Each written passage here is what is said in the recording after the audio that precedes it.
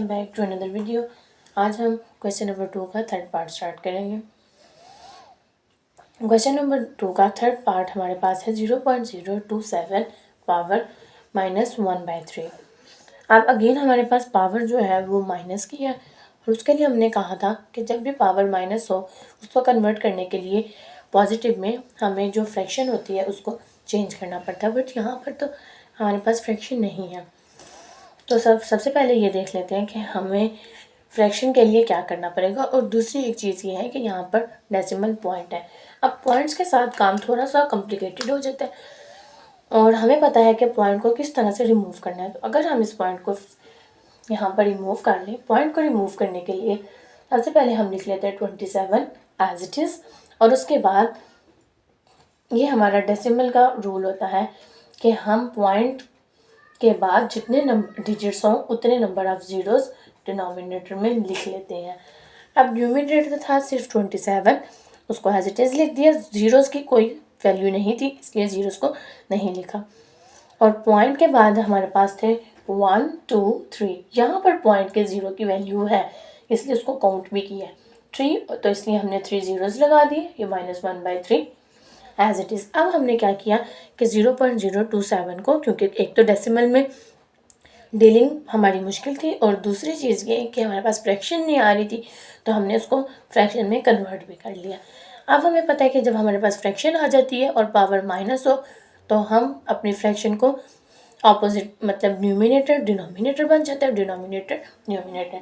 यहाँ पर भी हम ऐसे ही करेंगे, 1000 न्यूमिनेटर और 27 डिनोमिनेटर। उसके बाद माइनस खत्म और ये 1/3 आ जाएगा।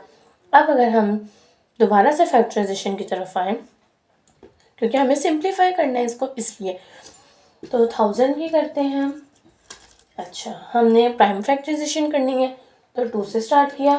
2 5 are 10, 0 again 2 2 are 4 1, 2 5 are 10, 0 okay. Then 2 2 1 are 2, 2 2 are 4, 2 5 are 10।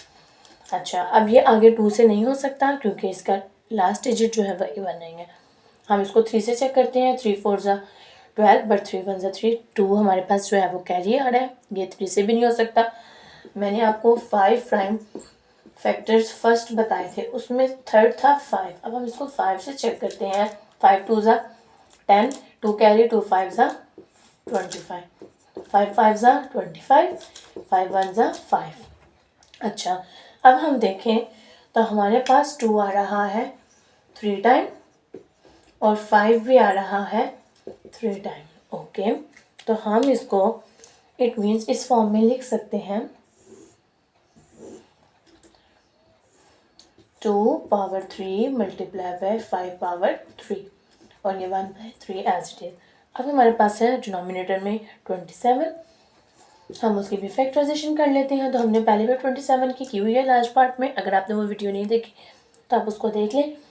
तो 3 3 3 9 are 27, then 3 3 are 9, then 3 1 are 3। अब 3 आ रहा है 3 टाइम, हमने इसको भी इस फॉर्म में लिख लिया। फिर हमें पता है कि जो ये पावर है और जो होल पावर है इनको हम क्या करते हैं, मल्टीप्लाई। तो हम नेक्स्ट स्टेप यही करते हैं, पावर को ओपन कर लेते हैं। 2 पावर 3।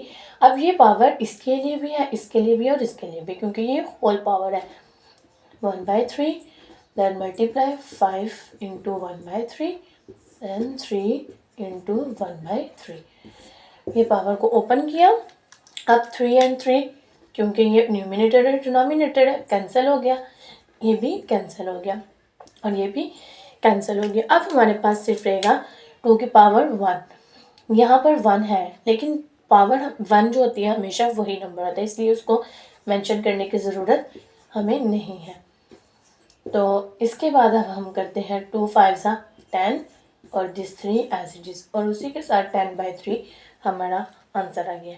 आई होप आपको इस क्वेश्चन की समझ आई होगी। Thank you for watching.